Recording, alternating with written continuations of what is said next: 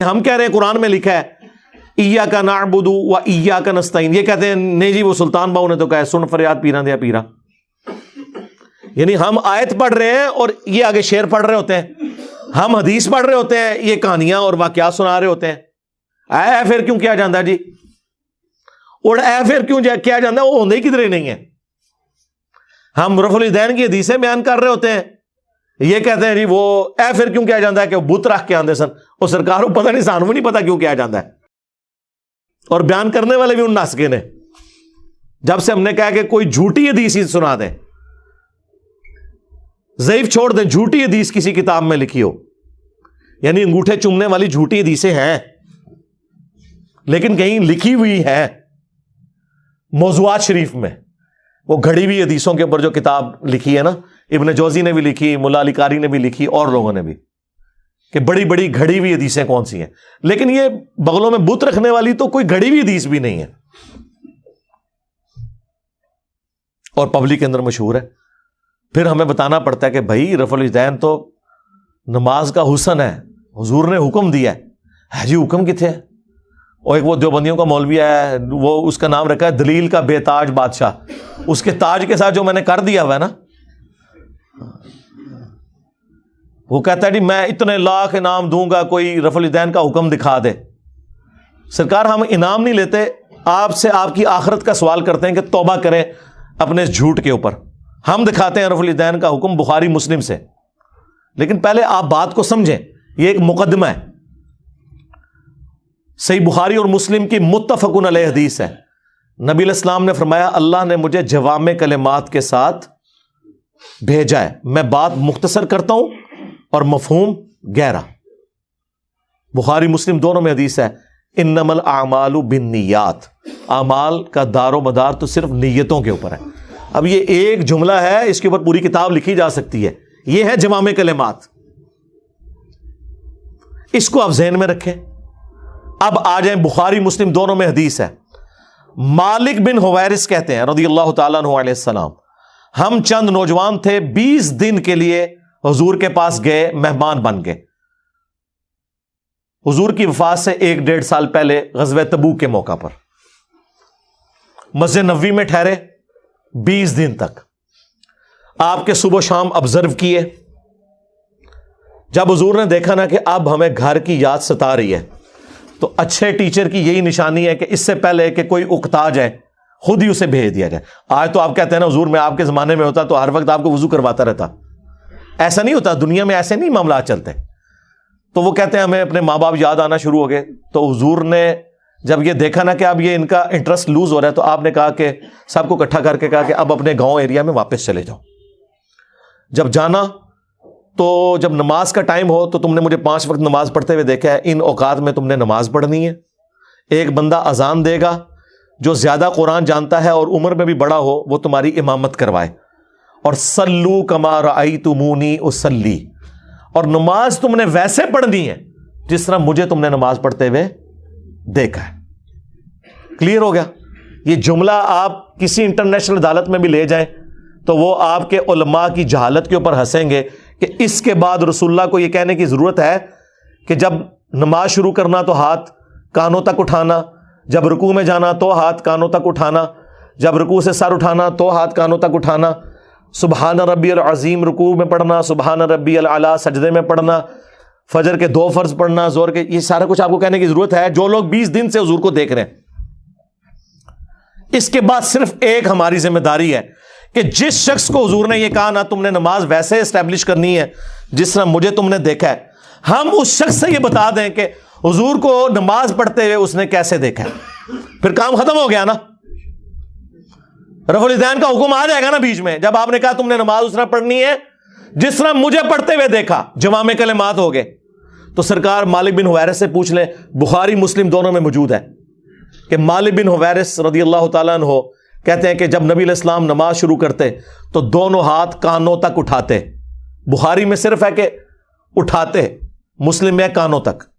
اور بخاری میں عبداللہ بن عمر کی جو حدیث ہے اس میں ہے کندھوں تک. ہتھیلیاں کندھوں کی سیدھ میں، انگلیاں کانوں کی سیدھ میں، یا یوں بھی اٹھا سکتے ہیں، کانوں تک اٹھاتے. اور رکوع میں جاتے وقت کانوں تک اٹھاتے، اور رکوع سے سر اٹھاتے تو کانوں تک اٹھاتے. مالک بن حویرث خود نماز کا طریقہ سکھا رہے ہیں, بلکہ بخاری میں الفاظ ہیں, وہ کہتے ہیں نماز کا میرا ارادہ نہیں تھا, میں تمہیں نماز سکھانے کے لیے بتا رہا ہوں کہ میں نے نبی علیہ السلام کو اس طرح نماز پڑھتے ہوئے دیکھا ہے رفع الیدین کے ساتھ. اور ایون بخاری میں جلسہ استراحت آیا ہے کہ مالک بن حویرث پہلی اور تیسری رکعت میں اس وقت تک نہیں کھڑے ہوتے تھے دوسری اور چوتھی رکعت کے لیے جب تک بیٹھ نہ جائیں دوسرا سجدہ کر کے بھی. ویسے تو الگ سے بھی بخاری میں حکم ہے, نبی علیہ السلام نے ایک تیزی سے صحابی کو نماز پڑھتے ہوئے دیکھا تو فرمایا دوبارہ پڑھو, تم نے نماز نہیں پڑھی. 3 دفعہ ہوا تو چوتھی دفعہ آپ نے جب اس کو نماز کا طریقہ سکھایا تو اس میں آپ نے فرمایا پوری تفصیل کے ساتھ ہے, جب آپ سجدے پہ پہنچے فرمایا پہلا سجدہ کرو پھر سکون سے بیٹھ جاؤ, پھر دوسرا سجدہ کرو پھر سکون سے بیٹھو اور پھر اگلی رکعت کے لیے کھڑے ہو. اس میں جلسہ استراحت کا ذکر موجود ہے. مالک بن حویرث کہتے ہیں میرا ارادہ نہیں تھا, میں صرف نماز سکھانے کے لیے تمہیں بتا رہا ہوں. اور مالک بن حویرث وہ ہیں جو حضور کی وفات سے 1-1.5 سال پہلے مسلمان ہوئے ہیں, اور آپ کو دیوبندی بریلوی حنفی کہانی کرا رہے ہیں جی مکے میں رفع الیدین ہوتا تھا, مدینے میں منع ہو گیا.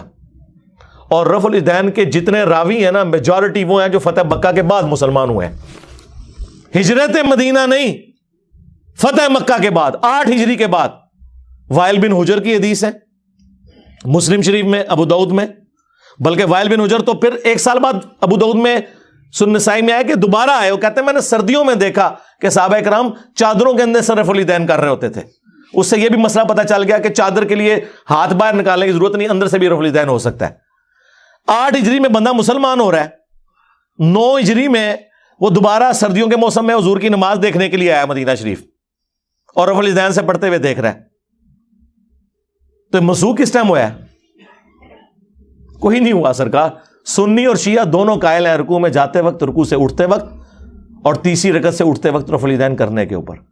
یہ دلیل کے بے تاج بادشاہ جو ہے نا, ان کے تاج کی حقیقت یہ ہے جو میں آپ کو بتا رہا ہوں. یہ لوگوں کا علمی لیول ہے. جی رفع الیدین کا حکم دکھائیں, جی دکھا دیا. اب آپ کے پاس قیامت تک ٹائم ہے کہ آپ نے بتانا ہے کہ مالک بن حویرث نے یہ جو نعوذ باللہ غلط نماز سکھائی, کب انہوں نے توبہ کی یہ غلط نماز سکھانے سے, یہ ذرا آپ نے بتانا ہے. ابو حمید سعدی کی حدیث بخاری میں بھی ہے اور تفصیل کے ساتھ جامعہ ترمذی اور سنن نبی داؤد میں. 10 صحابہ کی موجودگی میں انہوں نے نماز کا طریقہ جب سکھایا تو باقی 10 لوگوں نے کہا کہ آپ تو بالکل اینڈ پہ مسلمان ہوئے ہیں. انہوں نے کہا کہ اس میں کوئی لڑائی جھگڑے والی بات نہیں, میں تمہارے سامنے نماز پڑھتا ہوں, اگر میں غلطی کروں مجھے بتا دینا. تو انہوں نے 10 صحابہ کی موجودگی میں نماز پڑھی. اس سے یہ بھی ثابت ہو گیا کہ وہ شخص نماز کا طریقہ بیان کر رہا تھا جو اینڈ پہ مسلمان ہوا, اور باقی صحابہ کہہ رہے ہیں تو بالکل آخر میں آیا. اور پھر جب وہ نماز کا طریقہ بتا چکے تو 10 نے بیک زبان کہا کہ آپ نے بالکل صحیح نماز پڑھی, رسول اللہ اسی طرح نماز پڑھا کرتے تھے. مراد یہ کہ حضور کی وفات کے بعد ذکر ہو رہا ہے, اور یہ ایٹ لیسٹ 30 سال بعد کا واقعہ حضور کی وفات کے. فوراً بعد بھی کوئی فرق نہیں پڑتا. 10 کے 10 کو غلطی, جس میں ابو قتادہ بھی شامل ہے سینئر اصحاب میں سے. اس میں انہوں نے رفع الیدین کا ذکر کیا ہے, جلسہ استراحت کا ذکر کیا ہے, تورک بیٹھنے کا ذکر کیا ہے. چوتھی رکعت میں بائیں سرین پہ بیٹھ کے دایاں یعنی پاؤں کھڑا کر کے اس کے نیچے سے بائیں پاؤں کو گزارنا.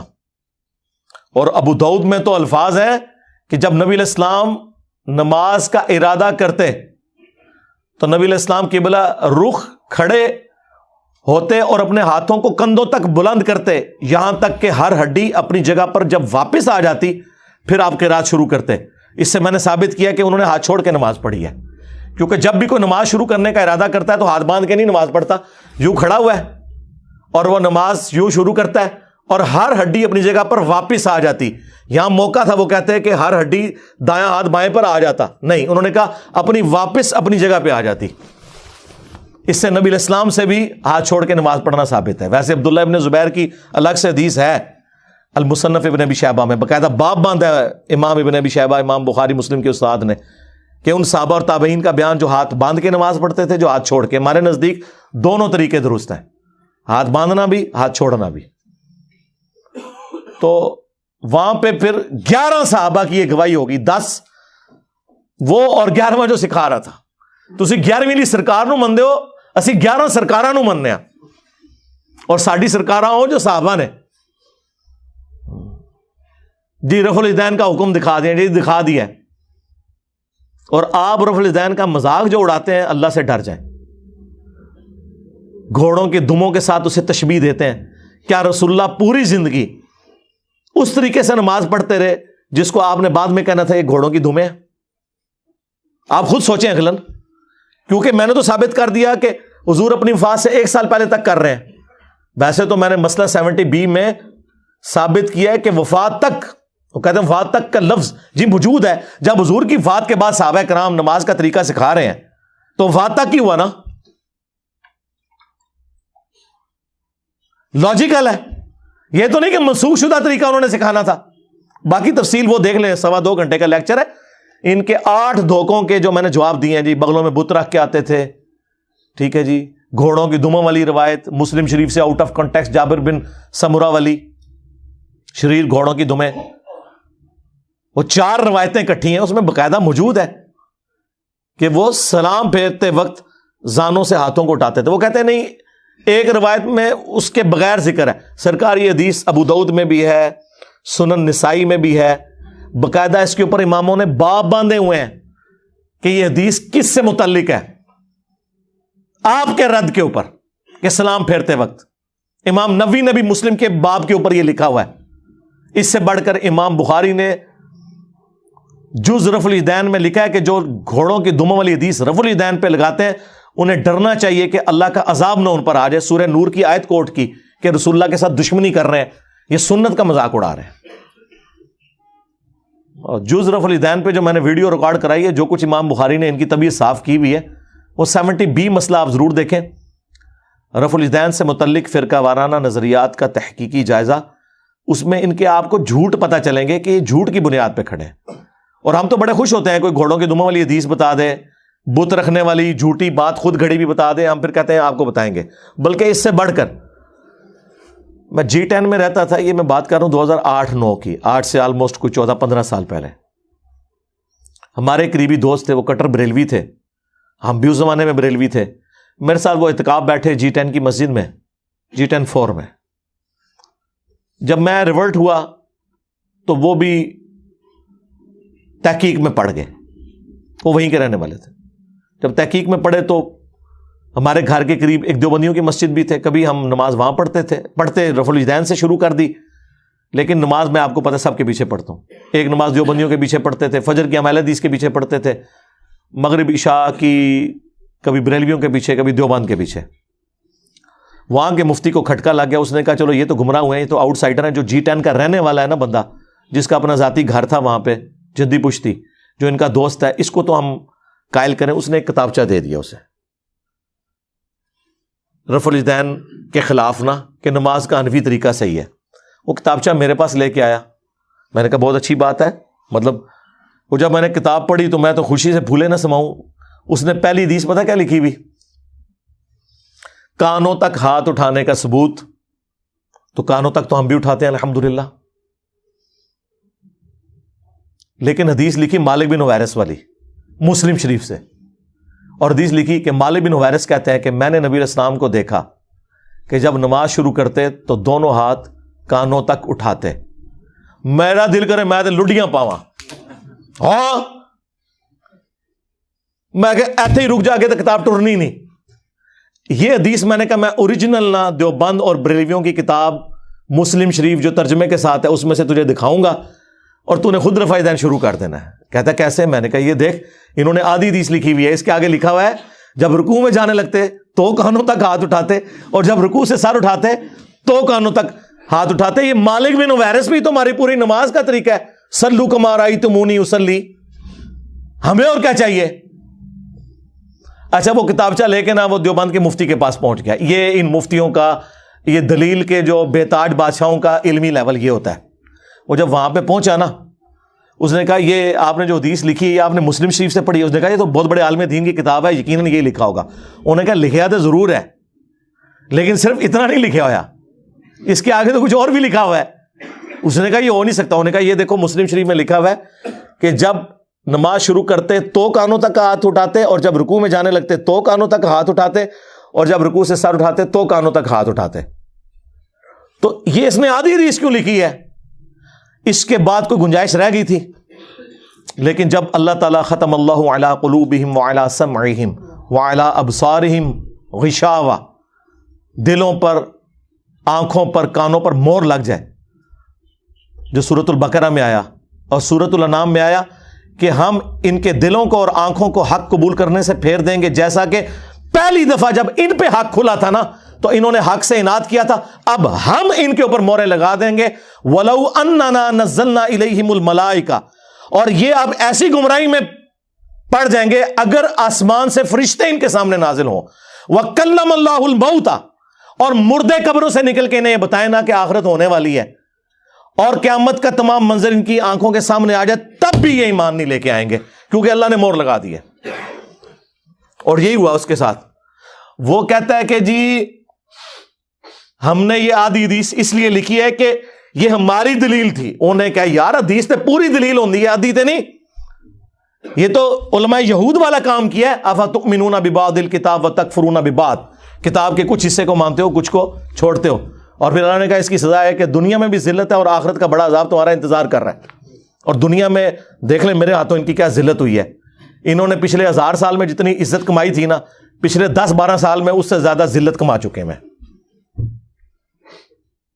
میرا ایک نعرہ ان کو لے جاتا ہے کہ میرے نبی سا ہے ہی کوئی نہیں، تیرے بابے تھے شے ہی کوئی نہیں۔